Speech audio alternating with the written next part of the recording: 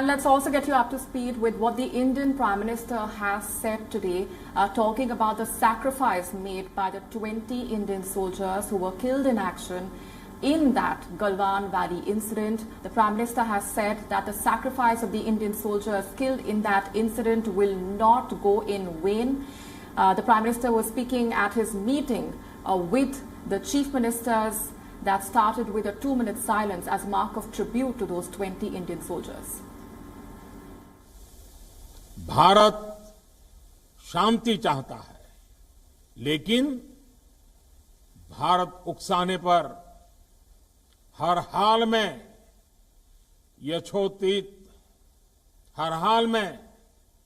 यथोचित जवाब देने में सक्षम है और हमारे दिवंगत शहीद वीर जवानों के विषय में देश को इस बात का गर्व होगा कि वे मारते मारते मरे हैं।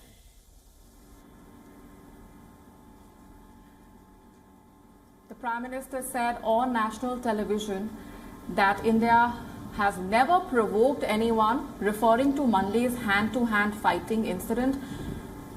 Regarding the ongoing face-off, he said whenever there is a situation, India has shown its strength to keep the country united.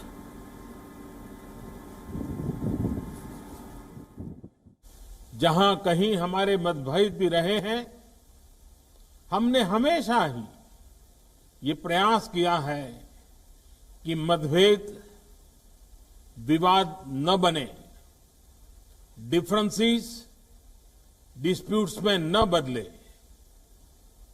हम कभी किसी को भी उकसाते नहीं हैं, लेकिन हम अपने देश की अखंडता और संप्रभुता के साथ समझौता भी नहीं करते हैं।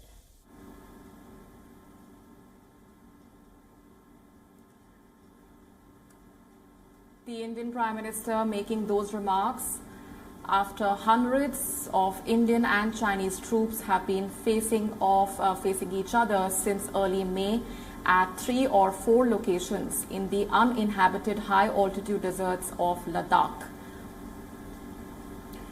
Prime Minister Modi has also called for an all-party meeting on the 19th of June to discuss the situation after the confrontation between the two nuclear-armed neighbors.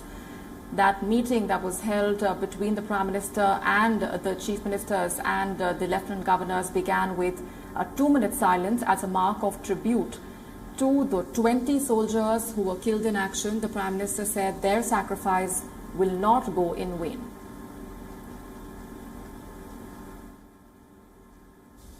मैं देश को भरोसा दिलाना चाहता हूं, हमारे जवानों का बलिदान व्यर्थ नहीं जाएगा।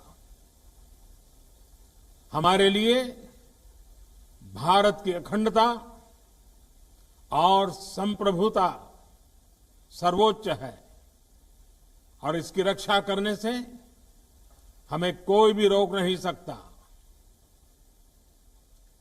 इस बारे में किसी को भी जरा भी भ्रम या संदेह नहीं होना चाहिए।